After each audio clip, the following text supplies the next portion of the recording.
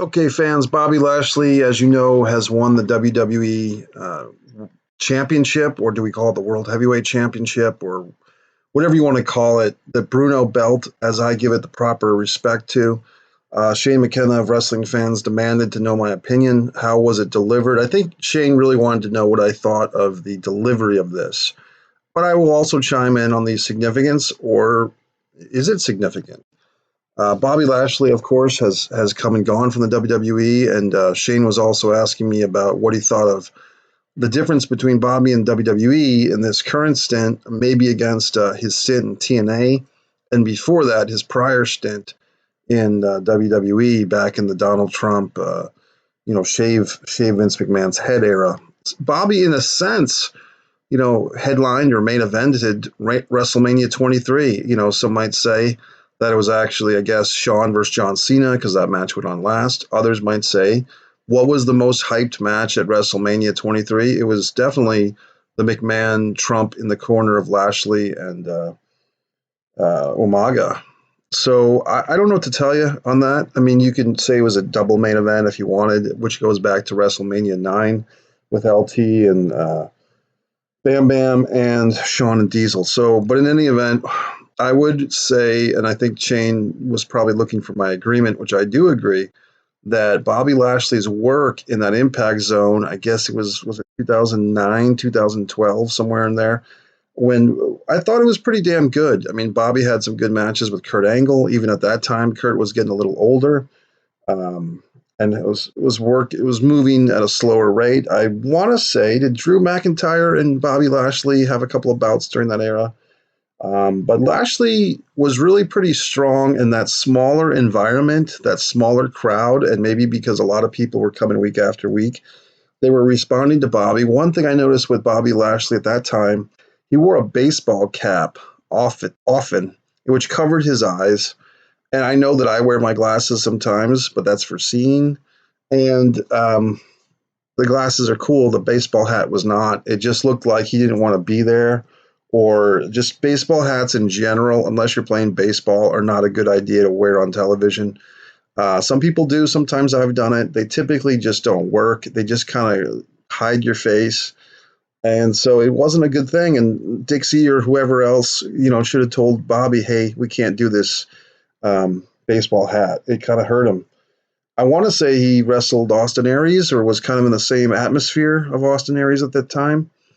Bobby had a pretty damn strong run as TNA champion and going back and forth. And I think you had Eric Young floating around at that time. Comparing that to when he first came into WWE, when he first came back a few years ago, they put him right in the mix with Roman. I remember Lashley getting a pinfall victory over Roman. I want to say clean on pay-per-view. I think it was kind of a double face match, and Bobby won clean. And then you thought he was going to go on and win a title.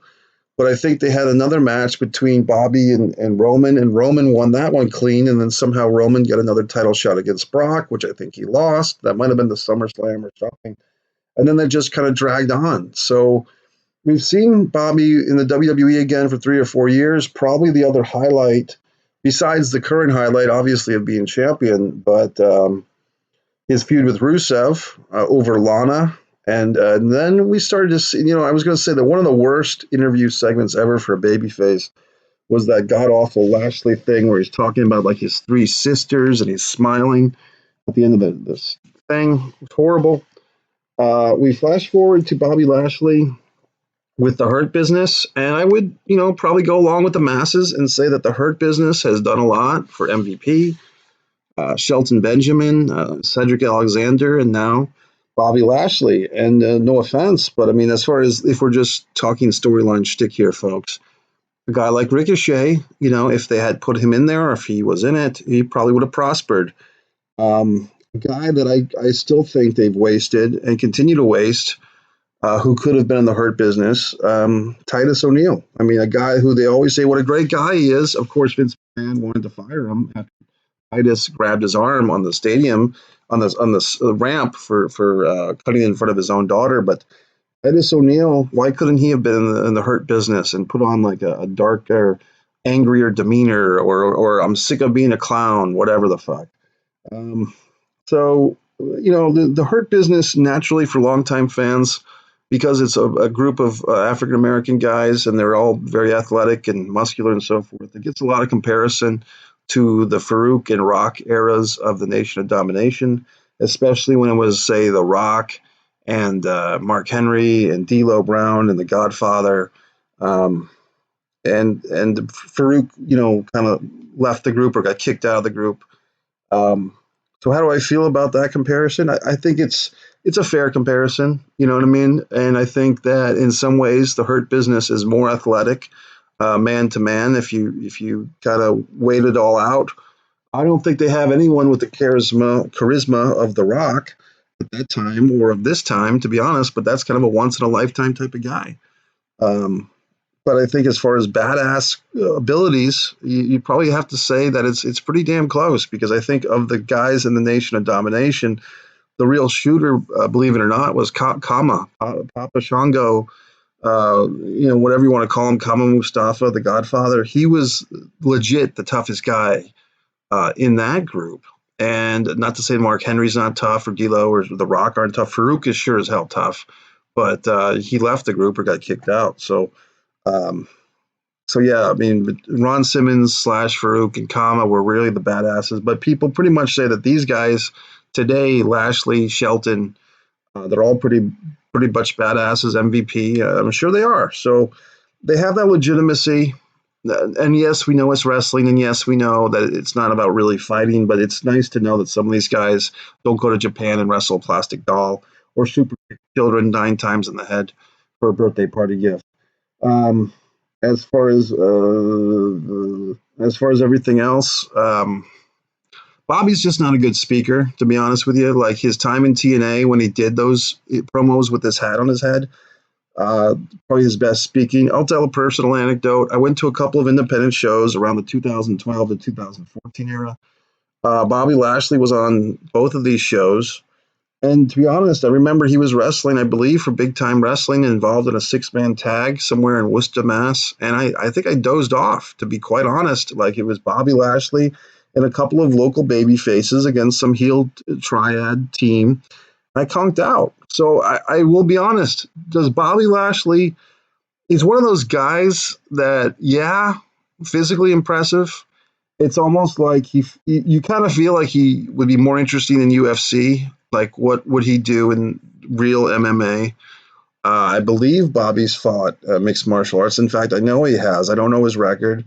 I have met his ex-wife, Crystal. I met her. We were on the set of a movie together. Very nice lady, and they have children together. So I have that, 6 degrees of Mike Messier type of connection. We worked together, I believe, Crystal and I, in a film that my friend David Gear produced with Tom Sizemore as the star. But do I feel like Bobby Lashley, just telling you the truth? Now, how did he's okay. He's okay. He doesn't rock my fucking world. What did I think of how the angle was pulled off? I thought the Miz. See, some people are getting upset. They thought the Miz got done dirty or some such thing. I think the only thing that I would have pulled back on in this whole thing is the diarrhea or the constipation or whatever, the runs. Someone said that Samoa Joe said the runs. I think that was Kevin Castle.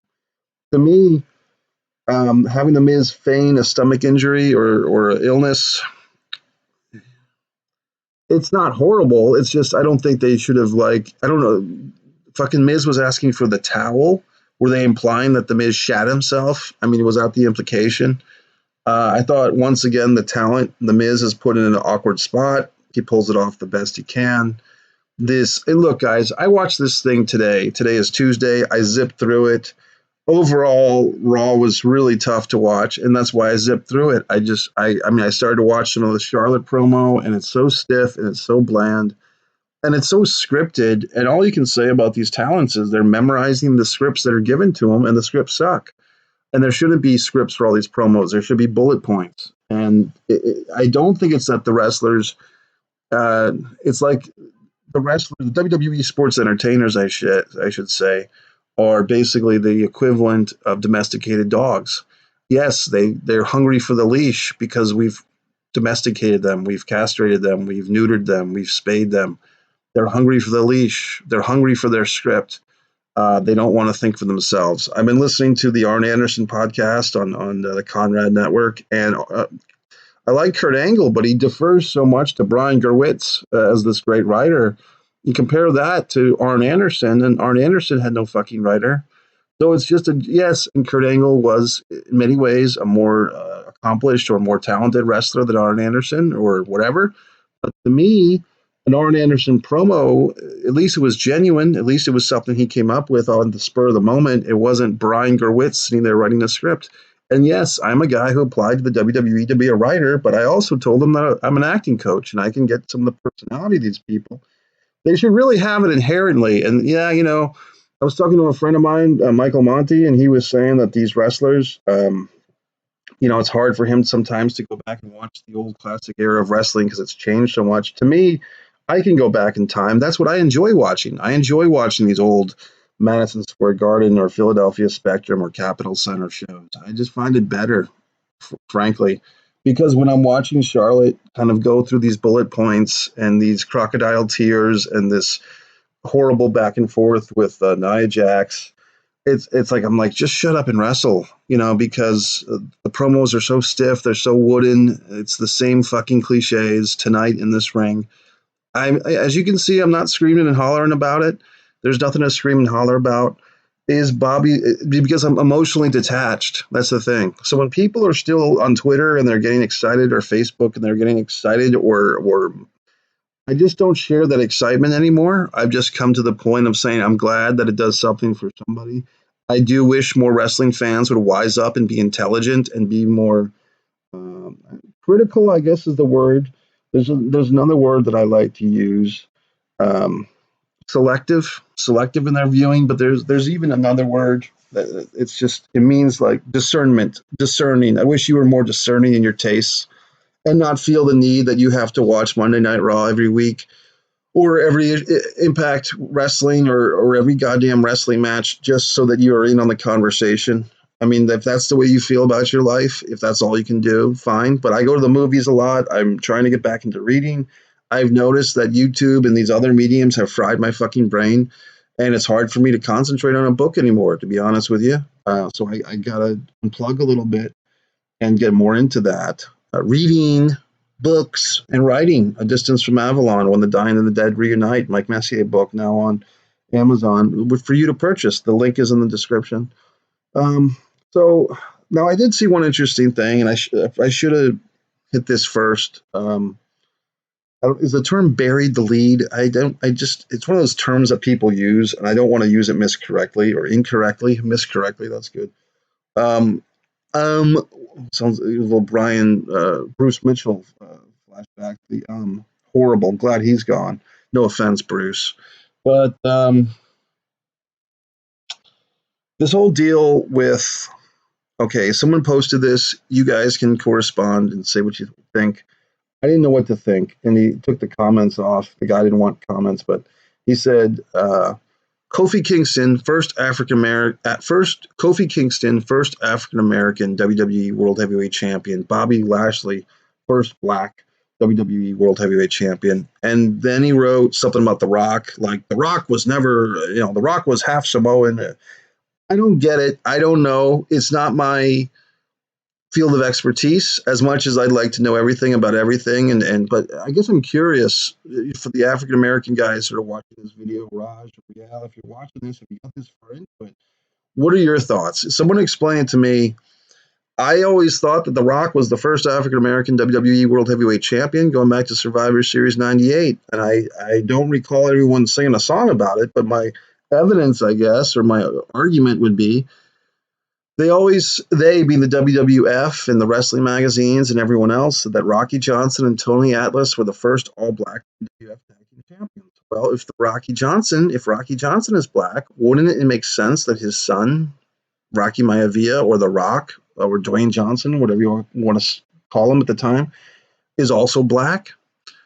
So if The Rock's father is the first WWF Black Tag Team Champion, why wouldn't The Rock, who wins the title 15 years later, the singles title, why wouldn't he be considered the first Black singles world champion in WWF?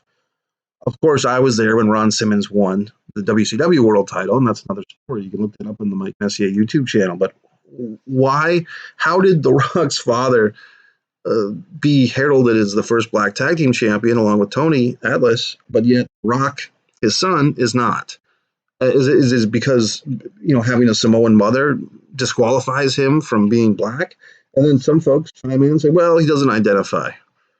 Well, The Rock later on tweeted that he was the first black, so the champion. So not the first black, not the first black person ever, Rocky Maivia.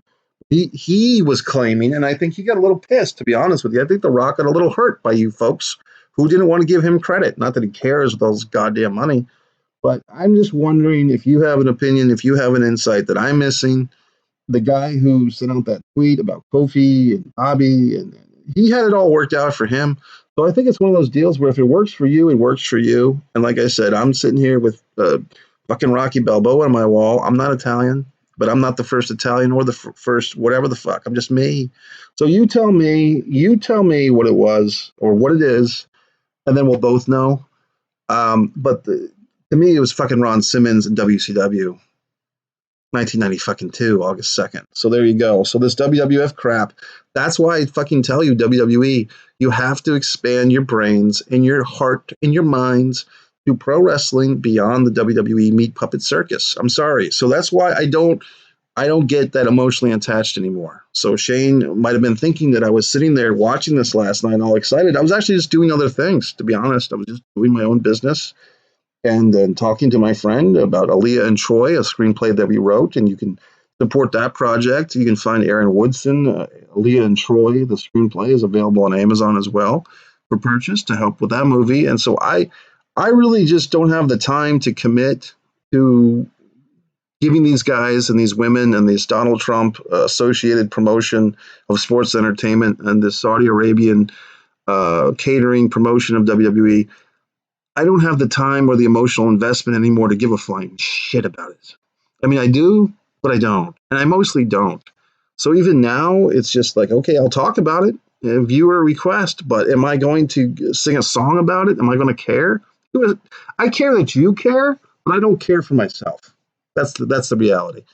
I care that there are people that care, and I kind of wonder, like I always say that I'm the guy going into the Irish pub in downtown Boston with a stack of AA brochures trying to help the alcoholics once I've cured myself.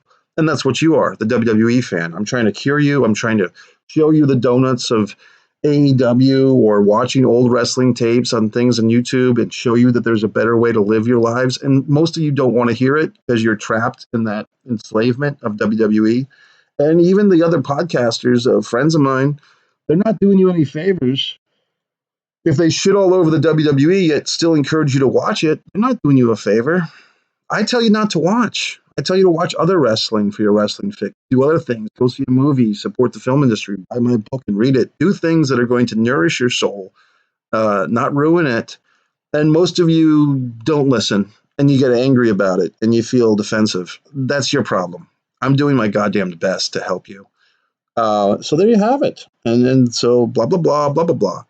I saw some other things on Raw. I was trying to watch the goddamn Drew McIntyre Sheamus match. I was wondering, why isn't this not on pay-per-view? Was this a big grudge that they've built up? Why is this just on Raw? I guess they don't give a fuck anymore, as I don't. And I can't, I'm assuming Drew won, but I can't remember. Was there other things on that show? I mean, the iconic lady? I mean, was she there? The singer one? The non-Peyton Royce one, very attractive woman, by the way. The other iconic when she's not next to Peyton Royce. That's the problem for women when they have a gorgeous friend. If they're super hot and their friend is super gorgeous, they're going to lose out. So they have to surround themselves with non-attractive women. For really hot women, they have to stand alone or be with uglier women. Well, that's it, Mike Messier. So, Shane, here's your goddamn thoughts. Here's my thoughts for you. I hope I've presented them well. I don't know. It just is what it fucking is. Congratulations, Bobby Lashley. You can see that I'm having a fucking parade. I'm so excited for you. I just don't give a fuck. It's no big goddamn deal anymore. It's only WWE. So, Mike Messier YouTube channel, all these wonderful things. The Ox Baker, one of the boys, Doc, is getting a lot of headway. You can watch that. You can like all these videos. You can share them, subscribe, do all the wonderful things. Buy my goddamn book, Distance from Avalon. When the Dying and the Dead Reunite on Amazon, MikeMessier.com.